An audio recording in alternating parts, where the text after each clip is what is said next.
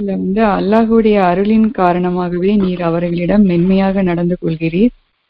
நீர் கடுகடுப்பானவராகவும் கடின சித்தமுடையவராகவும் இருந்திருப்பீரே, ஆனால் அவர்கள் உம்மை விட்டும் ஓடி போயிருப்பார்கள்.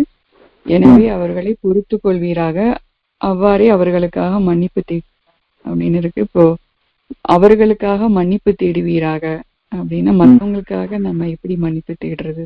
3:159 அல்லாஹுடைய அருளின் காரணமாகவே நீர் அவரிடம் மென்மையாக நடந்து கொள்கிறீர். நன்மையாவும் அவரிடமிருந்து அதை உறுதிப்படுத்தக்கூடிய வாக்கு. அவனுடைய அருள் மென்மையாக நடந்து கொள்வது, பொறுமையுடன் இருப்பது, சகித்துக் கொள்வது, இரக்கப்படுவது, அன்பு செலுத்துவது அவருடைய அருள். உங்களுடையது என்று ஆக்கி நீங்கள் கடவுள் போன்று காட்டிக்கொள்ளாதீர்கள். உங்கள் இறைவனுடையது என்ற அந்த எண்ணம், உங்கள் இறைவனுக்கு நீங்கள் அஞ்சக்கூடிய அந்த தன்மை உங்களை பணிவுடையவர்களாக, நான் அல்ல இறைவன் இருக்கின்றான் என்பதை அவர்களுக்கு அறிவிக்கும் விதமாக உணர்ந்து கொள்ளுங்கள். அதையே வெளிப்படுத்துங்கள்.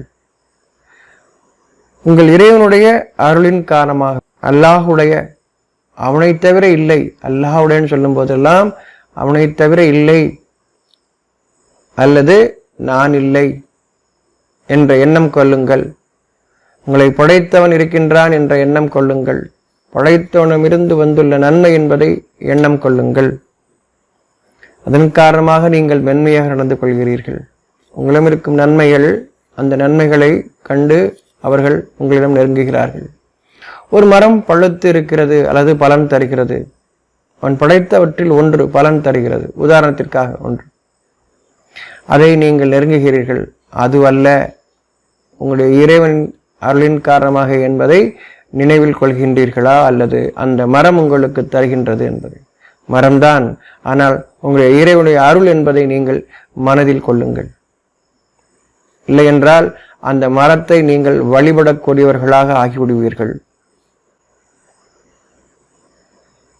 உங்களுடைய இறைவனின் அருளின் காரணமாகவே அவ்வாறே எந்த ஒரு மனிதனிடம் இருந்தும் ஒரு நன்மையை நீங்கள் காணும் பொழுது, ஒரு மென்மையை காணும் பொழுது, ஒரு பாக்கியத்தை காணும் பொழுது, அது உங்களுடைய இறைவனிடம் இருந்து தவிர இல்லை என்பதை, உங்களிடம் இருக்கும் ஒவ்வொரு நன்மையும் அதே போன்று எங்கே நீங்கள் எந்த நன்மையை கண்டாலும் உங்களுடைய இறைவனம் இருந்து என்று கூறுங்கள். அதை இறைவனாக ஆக்கிவிடாதீர்கள். எந்த ஒரு நன்மையும் குளிரடிக்கின்றது, ஒன்றுமில்லை. சூரியன் வருகிறது, உங்கள் குளிரை போக்குகின்றது. சூரியனை இறைவனாக்கி விடாதீர்கள். உங்களுடைய இறைவனின் அருளின் காரணமாகவே அது நிகழ்ந்தது என்பதை அறியுங்கள். அறியாதவர்களில் நாம் இருந்தோம், இறைவன் அறிவிக்கின்றான். உங்களுடைய இறைவனிடம் இருந்துள்ள நன்மை என்பதை அறிந்து கொள்ளுங்கள். நீர் கடுகடுப்பானவராகவும் கடின சித்தம் உடையவராகவும் இருந்திருப்பீரே, ஆனால் இருக்கின்றது, நம் ஒவ்வொருவரும் இருக்கின்றது. எப்பொழுது என்னுடையது என்ற எண்ணமாக நான் ஆக்குகின்றேனோ, கடின சித்தமும் என்னுடையது, அதில் நன்மைகள் இல்லை என்பதை அறிவிக்கின்றான். கடுகடுப்பானவராகவும் கடின சித்தம் உடையவராகவும் இருந்திருப்பீரே, ஆனால் நாம் அவ்வாறு இருந்திருந்தோம் என்றால் மனிதர்கள் நம்மை நெருங்குவதிலிருந்தும் எந்த நற்பலனும் சென்று அடைவதில்லை. இறைவன் அருளின் காரணமாகவே நன்மையை நாம் காணக்கூடியவர்களாக அதுவும் இருக்கிறது. அருளை மறந்துவிட்டு, இறைவனுடைய அருள் என்பதை மறந்துவிட்டால் நாம் எவ்வாறு ஆகிவிடுவோம் என்பதை மனதில் கொள்ளுங்கள்.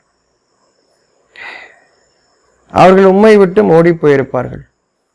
நன்மையை விரும்பி நீங்கள் நம்பிக்கையாளர்களிடம் திரும்புகிறீர்கள். மனிதனுக்கு வழி அறியாத போது, எல்லாம் தனக்கு தெரியும், தனக்கு வேண்டியவை எனக்கு தெரியும், நான் நிறைய படித்திருக்கின்றேன், நிறைய கேட்டிருக்கின்றேன் என்ற எண்ணம் வரும் பொழுது மனிதர்களை இறைவன் விட்டு விடுகின்றான். நீங்கள் உங்களுக்கு கொடுத்தவற்றை கொண்டு வாழ்ந்து விடுவீர்கள் என்று எண்ணம் உங்களுக்கு இருக்கிறது அல்லவா, நீங்கள் வாழ்ந்து கொள்ளுங்கள் என்று விட்டு விடுகின்றான்.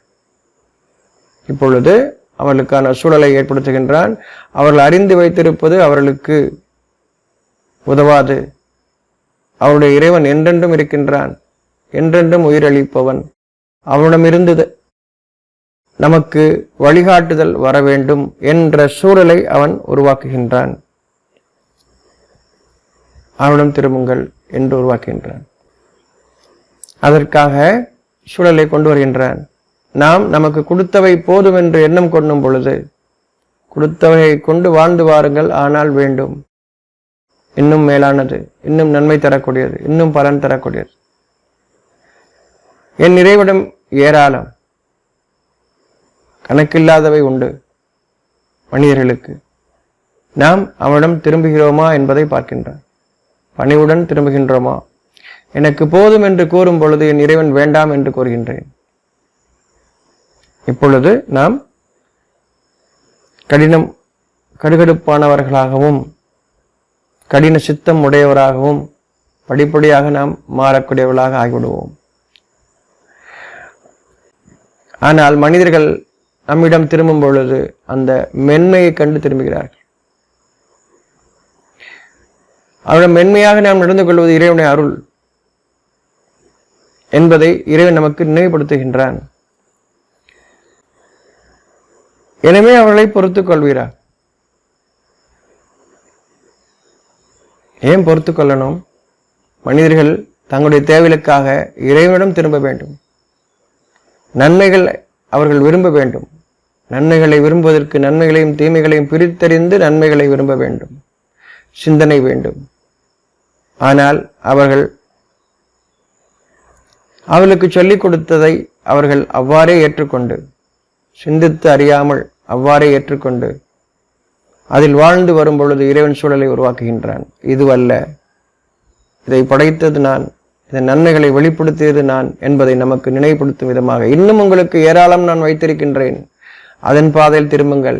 நாம் உயர்வதற்காக, இறைவன் தன்னுடைய பெருமையை நமக்கு காண்பிப்பதற்காக அல்ல, நம்மை உயர்த்துவதற்காக அவன் ஒரு சூழலை கொண்டு வருகின்றான். உங்களுக்கு என்னிடம் இன்னும் ஏராளம் உண்டு, என்னிடம் திரும்புங்கள் என்பதற்காக ஒரு சூழலை அவன் அறிவிக்க ஒரு சோதனையை கொண்டு வருகின்றான். இப்பொழுது அவர்கள் மனிதர்களிடம் திரும்புகின்றார்கள். இறுதியாக இந்த மனிதர்கள் நமக்கு மென்மையாக நம்மிடம் நடந்து கொள்கிறார், இவரிடம் நன்மை ஏதும் இருக்கிறது என்று திரும்புகிறார்கள்.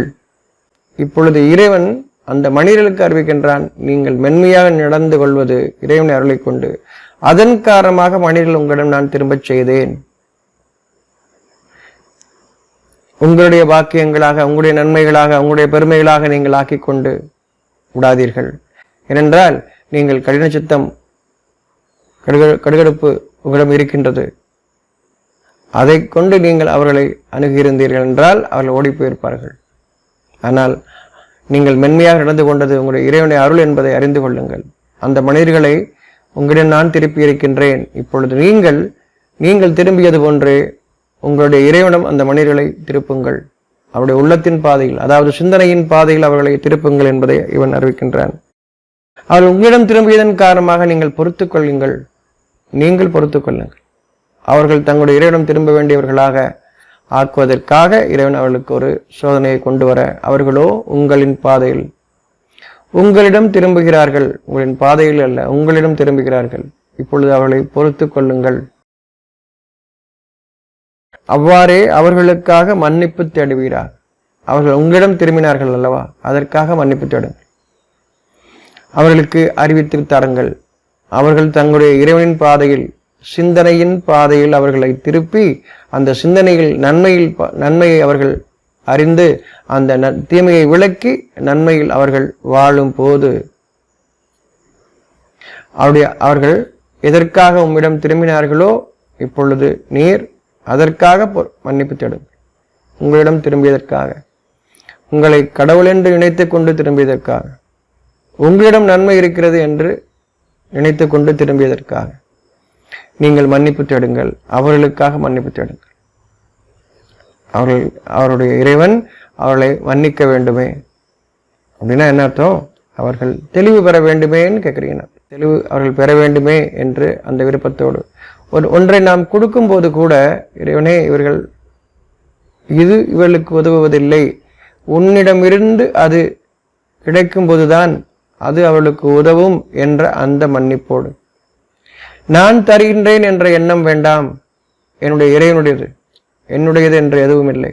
என்னுடைய இறைவனுடையது யாவும் என்னுடைய இறைவனுடையது என்ற எண்ணத்தில் அவர்களும் உணர வேண்டுமே. அதற்காக மன்னிப்பு தேடுங்கள். அவர்கள் நன்மைகளை உன்னிடம் தேட வேண்டும் இறைவனே, அதுதான் அவர்களுக்கு உதவும். என்னிடம் நீ தந்ததிலிருந்து நான் கொடுக்கும் பொழுது அது அவளுக்கு ஒரு உதாரணம், தற்காலிகமானது. ஆனால் நீ அவர்களுக்கு வழங்குவதோ நிலையானது. உன்னிடம் அவர்கள் திரும்ப வேண்டுமே. என்னிடம் திரும்பியவர்களாக அவர்கள் இருக்கிறார்கள். மன்னிப்பு தேடுங்கள். அதற்காக மன்னிப்பு தேடுங்கள். அவர்களுக்காக, உங்களிடம் திரும்பியதற்காக. உங்களுடைய மக்கள், உங்கள் பெற்றோர்கள், உங்கள் சகோதரர்கள், உங்கள் உறவுகள், இவர்கள் உங்களிடம் திரும்புகிறார்கள். மன்னிப்பு தேடுங்கள். நீங்களும் மன்னிப்பு தேடுங்கள். மன்னிப்பு தேடி நன்மைக்காக 300 பார்த்தோம் இல்லையா, பலப்படுத்தி கொண்டவர்களாக நீங்கள் இருக்கும் பொழுது, இப்பொழுது பலம் பெற்ற நீங்கள் உங்கள் இறைவனிடம் திரும்பியதன் காரணமாக, அவன் உங்களுக்கு தந்த தெளிவின் காரணமாக, நன்மைகள் உங்கள் இறைவனிடமிருந்து மட்டும்தான் என்று நீங்கள் அறிந்ததன் காரணமாக பலம் பெற்ற நீங்கள் நம்பிக்கை கொண்டவர்களாக உங்களை அவன் அழைக்கும் பொழுது, நீங்கள் அந்த மனிதர்களுக்கு, உங்களிடம் திரும்பினார்களே அந்த மனிதர்களுக்கு நீங்கள் மன்னிப்பு தேடுங்கள். சகல காரியங்களிலும் அவருடன் கலந்து ஆலோசனை செய்யும்.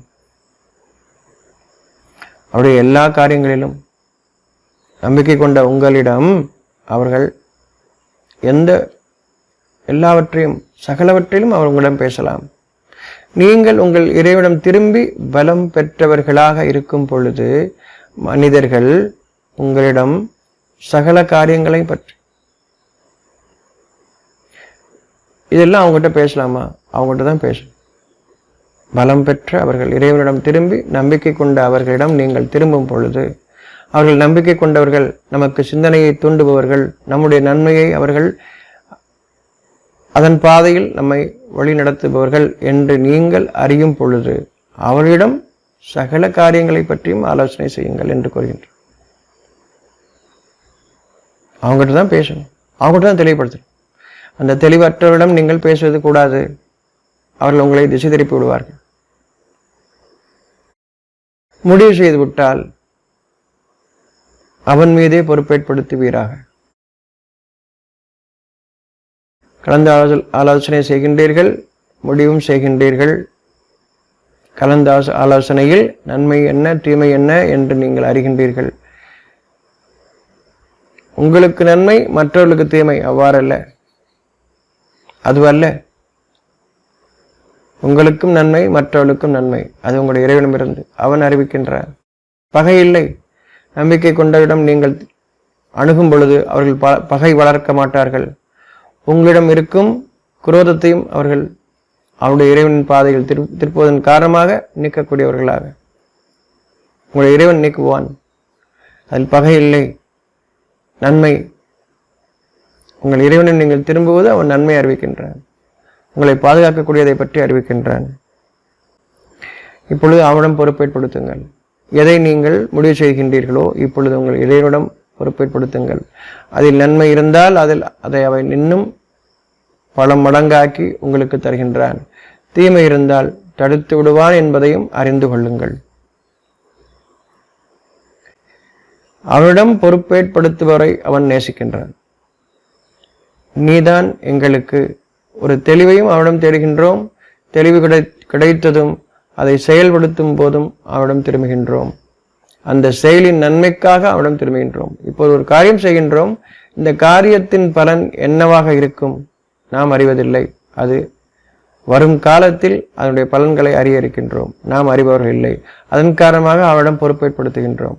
தெளிவிற்கும் அவனிடம்தான், அந்த காரியம் நல்ல விதமாக நடப்பதற்கும் அவனிடம்தான். அவர்களை பொறுத்துக் கொள்வீராக, அவளுக்காக மன்னிப்பு தேடுவீராக. புரியுதாப்போ? அது சிந்தனை தான் பலப்படுத்தி கொள்றது அப்படின்னு புரியுது. அப்ப நம்ம செய்யற செயல்ல அது சிந்தனைக்கு சிந்தனையை வலுப்படுத்தக்கூடியதா இருந்தா அது வந்து பலப்படுத்தக்கூடியதா நம்ம எடுத்துக்கலாம். இப்ப நம்ம வகுப்புல இணைஞ்சிருக்கிறது கூட இது சிந்தனைக்கானதா இருக்கும் போது பலப்படுத்திக்க உதவியா இருக்கும். நல்லதுன்னு தெரிஞ்சு அந்த காரியத்தை நீங்கள் செய்யறது, உணர்ந்து தெளிவாக உணர்த்திருக்கு. இப்போ அந்த காரியம் செய்யும்போது அந்த தெளிவு உங்களுக்கு பலம் தரும். ஏன் அந்த கேள்வி வந்துச்சுன்னா, நம்ம முற்படுத்தி இருக்கணும், நன்மைகளை முற்படுத்தணும் அப்படின்னு வரும்போது நம்ம நிறைய நேரம் தவற விட்டுறோம் அமைதிய. அப்ப நம்ம என்ன செய்யலாம், எப்படி பலப்படுத்தலாம், நம்ம நன்மையை எப்படி முற்படுத்தலாம்? எப்பயுமே நம்ம உணரும் போது நடந்து முடிஞ்சது தான் நம்மளால யோசிக்க முடியுது இல்லையா? இப்படி பண்ணிட்டோம், அது இறைவனுடைய உதவி. இப்போ நடந்து முடிந்ததை விடுங்க, அதை எப்படி மாற்றுறதுன்னு இல்லை. இப்போ என்ன செய்யணும்? இப்போ இறைவன்கிட்ட திரும்பியவர்களாக இப்போ பொறுமையோட சகிச்சு கொண்டு நீங்கள் செய்தவற்றிற்கான பலன் வரும்போதும் சகித்து கொள்ளுங்கள். மற்றவர் சகித்து கொள்வது ஒரு பக்கம், நான் அப்படி செஞ்சுட்டேனே அப்படிங்கிற எண்ணம் வருது இல்லையா? சகித்து கொள்ளுங்கள், உங்கள் இறைவன் திரும்புங்கள். நடந்து முடிந்ததை கொண்டுதான் நம்ம வருத்தப்படுறோம், சகிச்சுக்கங்க சொல்ல. இறைவன் சொல்ல நடந்து முடிந்ததை தவிர இப்போ நீங்க உணர்றீங்க இல்லையா? நான் இப்பொழுது உங்களுக்கு நன்மையை தருகின்றேன், என்னிடம் திரும்பினீர்கள். நமக்கு எந்த ஒரு சூழலிலும் இப்பொழுது இறைவனுடைய உதவி தேவை. இதை பற்றி ஆல்ரெடி பேசியிருக்காங்க, அந்த இதை நம்ம அந்த புத்தகத்தை எடுத்து தேடி பிடிச்சி அதை படிக்கலாம், உதவாது. நீங்கள் அதை புத்தகத்தை அல்லது அந்த பேச்சை நீங்கள் ரெக்கார்ட் பண்ணி வச்சுருந்தா கூட அதை எடுத்து நீங்கள் தேடி பிடிச்சி பார்க்கலாம், உங்களுக்கு வேற ஒன்று வந்திருக்கும். அது வரல உங்களுடைய தேவை. உங்களுக்கு தேவை வரும்பொழுது உங்களை போன்ற ஒரு மனிதனிடமிருந்து உங்களுக்கு ஒரு தெளிவு வேண்டும் எப்பொழுதுமே. அந்த மனிதன் உங்களுடைய இறைவனின் செய்திகளை அறிவிக்கின்றான் என்பதை நீங்கள் அறிந்து கொள்ள வேண்டும். எந்த நன்மையான ஒன்றும் எந்த தெளிவை தரக்கூடிய ஒன்றும் இறைவனிடமிருந்து. Anything voice is from your God. நீங்க மனிதர்களை வாய்ஸ் மேன், நோபல் மேன், மகான்கள் என்று கூறிக்கொள்கிறீர்கள், ஞானிகள் என்று கூறுகிறீர்கள். ஞானம் இறைவனிடமிருந்து என்பதை நாம் மனதில் கொண்டவர்களாக நடந்ததை விடுங்கள், மனிதர்கள் எண்ணிக்கொண்டிருப்பதை விடுங்கள். நாம் எவ்வாறு இருக்க வேண்டும்? நன்மை யாவும் இறைவனிடமிருந்து என்பதை இறைவன் நேரடியாக மறைவிலிருந்து அனுமதியுடன் உணர்வூட்டக்கூடிய மனிதர்கள் வாயிலாக அன்றி அவன் நமக்கு செய்திகளை தருவதில்லை. எந்த ஒரு நற்செய்தியும் தெளிவு தரக்கூடிய ஒன்றும் இறைவனிடமிருந்து. உங்களுக்கு ஒரு மரம் ஒரு செய்தியை அறிவிக்கலாம், ஒரு நிழல் உங்களுக்கு ஒரு செய்தியை அறிவிக்கலாம், ஒரு தேனி ஒரு ஈ உங்களுக்கு ஒரு செய்தியை அறிவிக்கலாம். எந்த ஒன்றும் அந்த செய்தி உங்களுடைய இறைவனிடமிருந்து என்பதை நீங்கள் அறிந்து கொண்டால் அதை வழிபடுவதிலிருந்து நீங்கள் விலகுவீர்கள். செய்தி உங்களுடைய இறைவனிடமிருந்து நன்மையும் தீமையும் பிரித்தறிவிக்கப்பட்டு அந்த நன்மை உங்களுடைய இறைவனிடமிருந்து பிரித்தறிவிக்கப்பட்டதும் உங்களுடைய இறைவனிடமிருந்து பிரித்தறிவிக்கப்பட்டதும் நீங்கள் தெளிவு பெற்றதும் உங்களுடைய மனதில் மறைவானதில் நிகழ்கின்றது, வெளிப்படையானது அல்ல. அந்த மறைவானவற்றின் மீது நம்பிக்கை கொள்ளுங்கள், உங்கள் இறைவனிடமிருந்தது. நன்மைக்கு எவர் ஒருவரையும் எந்த ஒன்றையும் நீங்கள் ஆக்கிக் கொள்ளாதீர்கள் உங்களுடைய இறைவனை தவிர. நன்மைக்கு உங்களுடைய இறைவனை தவிர இல்லை, அல்லாஹ் உங்களுடைய இறைவனை தவிர இல்லை என்று அதனுடைய அர்த்தம். இப்பொழுது இறைவனிடமிருந்து நமக்கு பலப்படுத்திக் கொள்ளுதல். அதற்காகத்தான் நாம் சிந்திக்கவில்லையா? ஒரு காரியத்தை எவ்வாறு செய்வது என்பதை மனிதன் சிந்தித்து அறிந்து அறிவில் வளர்கின்றான் அல்ல, இறைவன் அவர்களுக்கு தெளிவுபடுத்துகின்றான். தன்னுடையது என்று கூறும் பொழுது இனி அதனுடைய கேடுகள் துவங்கும். எந்த ஒன்றை நீங்கள் நன்மை என்று நினைத்தீர்களோ அதிலிருந்து இப்பொழுது தீமைகள் உருவாகும். உங்களுடையது என்று நீங்கள் ஆக்கிக் கொண்டீர்கள், நீங்கள் கண்டுபிடித்தது என்று கூறிக்கொண்டீர்கள், அதற்குரிய பெருமை உடைத்தவன் நீங்கள் என்பதை ஆக்கிக் கொண்டீர்கள். இப்பொழுது அதனுடைய கேடுகள் உருவாகவே செய்யும். இப்பொழுது நீங்கள் அதற்கு மாறாக உங்களுடைய விளக்கங்களை கூறிக்கொண்டிருப்பீர்கள். அது உங்களிடம் கருத்து வேறுபாடுகளை உருவாக்கும், எந்த நன்மையும் தராது என்பதை ஒவ்வொருவரும் அறிந்து கொள்வர். எந்த தெளிவும் நம்முடைய வாழ்க்கையில் அது பிரதிபலிக்கணும். ஒரு விஷயம் புரியுது அப்படின்னா அந்த விஷயம் மறைவானது, பொருளை கொண்டு எந்த ஒன்றும் அல்ல. உதாரணத்திற்காக ஒரு பொருள் நம்ம வாழக்கூடிய இந்த காலகட்டத்தில் ஏதோ ஒரு உதாரணம் சொல்லப்பட்டா அந்த உதாரணம் அதை தெளிவுபடுத்துவதற்காக, உதாரணத்தை நாம் பிடித்துக் கொள்வதற்காக அல்ல. என்ன தெளிவு நமக்கு மனசு கிடைச்சதோ வாழ்க்கைக்கான விஷயமாக அதை பிடித்துக் கொள்ளுங்கள். அது இறைவனும் இருந்தது. விளக்கங்கள் ஒவ்வொரு காலத்திலும் அந்தந்த காலத்தில் புரிந்து கொள்வதற்காக சொல்லப்படுவது. விளக்கங்களை அல்ல, அந்த விளக்கம் என்ன செய்தியை நமக்கு அறிவித்தது, அது மறைவானது, அது வாழ்க்கைக்கு வழிகாட்டும். அது உங்களுடைய இறைவனமிருந்து உங்களுக்கு தெளிவு ஏற்படுத்தப்பட்டிருக்கு. உங்களுடைய வானவ தூதர்கள் உங்களுக்கு அதை தெளிவுபடுத்தியிருக்கிறார்கள். அதை பிடித்துக் கொள்ளுங்கள். ஒவ்வொருவரும் இறைவன் தெளிவுபடுத்துகின்றான். நன்மைகள், எனக்கு ஒரு விஷயம் தெளிவாகுது அப்படின்னா என்னுடைய இறைவன் எனக்கு தெளிவுபடுத்தியிருக்கின்றான் என்று விளங்கிக் கொள்ளுங்கள். புகழ் யாவும் அவனுக்கு, அவனை தவிர இல்லை. அகிலங்களின் இறைவனுக்கு புகழ் யாவும் என்பதை நாம் அறிந்து கொள்ள வேண்டி, எந்த ஒரு தெளிவும் மற்றொரு தெளிவை நோக்கி நம்மை நகர்த்துகிறது. ஒரு நேர்கோட்டில் நம்மை நகர்த்துகிறது. அமைதி அதிகரித்த வண்ணமாக, தெளிவை அதிகரித்த வண்ணமாக ஒவ்வொரு தெளிவும், வேதத்திலிருந்து ஒவ்வொரு தெளிவும் வாழ்க்கைக்கு வழிகாட்டக்கூடியதாக. ஒரு தெளிவு கிடைச்சிருக்குன்னா வாழ்க்கையில அந்த தெளிவு வழிகாட்டுதுன்னு அர்த்தம். சம்பந்தமே இல்லாம ஒன்று இல்லை, பெருமைக்காக ஒன்று இல்லை, வாழ்க்கைக்கு வழிகாட்டக்கூடியதாக வரக்கூடியது மட்டும்தான் நமக்கு பலன் தரும், உதவும். மற்றது உங்களுக்கானதல்ல, நன்மைகள் அது இல்லை. ஒவ்வொரு தெளிவும் படிப்படியாக அதிகரிக்கும், மனிதர்களுக்கு அதிகரிக்கும். புரிந்து கொள்வதில் சிரமம் இருக்காது. ஏன்னா என்ன புரிஞ்சிருக்கோ அந்த புரிதலில் இருந்து இன்னும் விசாலமாக, இன்னும் விரிவு அடையக்கூடியதாக இறைவனிடமிருந்து வரக்கூடியது. இறைவனை நாம் போற்றியவர்களாக, நன்றி செய்தவர்களாக மனதில் நாம் இருப்போம். மனிதர்களுக்கு காட்டக்கூடியவர்களாக இல்லாமல், அதாவது தானிடமிருந்து எல்லா நன்மையும் என்பதை காட்டக்கூடியவர்களாக அல்லாமல், இறைவனிடமிருந்து என்பதை நினைவுபடுத்திக் கொண்டிருப்பவர்களாக அந்த தெளிவு நமக்கு வழிகாட்டும்.